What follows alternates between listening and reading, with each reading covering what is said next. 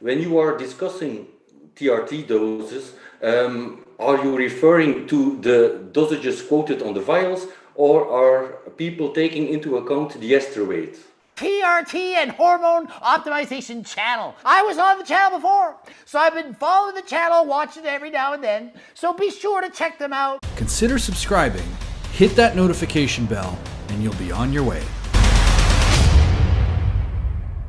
We're always referring to the dosage on the vial. For starters, you always have to have consistency. As you know, Steve, in any random clinical trial, there's always going to be control groups. There's going to be placebo groups. The reason for that is you want to maintain a level of consistency. Any type of research that is lacking consistency in controlled environments is completely irrelevant. And that is why we don't use case studies in the same fashion as we do clinical trials, because there are essentially too many variables at play. Once you start adding variables to a formula, such as ester weight, such as complications of mathematical formulas, you're only inviting more issues and potential problems with trying to track, well, if I used an anthate and it was 82% pure, and then I used cypionate and it was only 73% pure, do I account for a margin? No, at the end of the day, your prescription is based on the ester that you are prescribed. So the difference in ester weight is going to be negligible compared to the rate of metabolism and excretion, which comes down to the pharmacokinetics of an individual, because as we age, our ability to metabolize and excrete is diminished due to liver and kidney function beginning to diminish.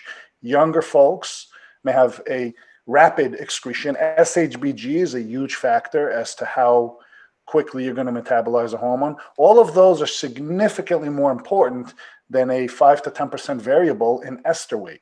So remember, we use numbers to measure consistency over time. Numbers in and of themselves are a roundabout figure for a desired outcome. So 20 milligrams on one individual will give you a different result than 20 milligrams on another individual.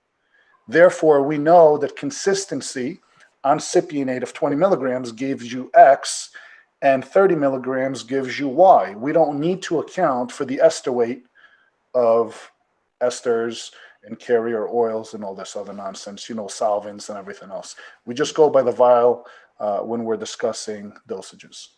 Mm-hmm.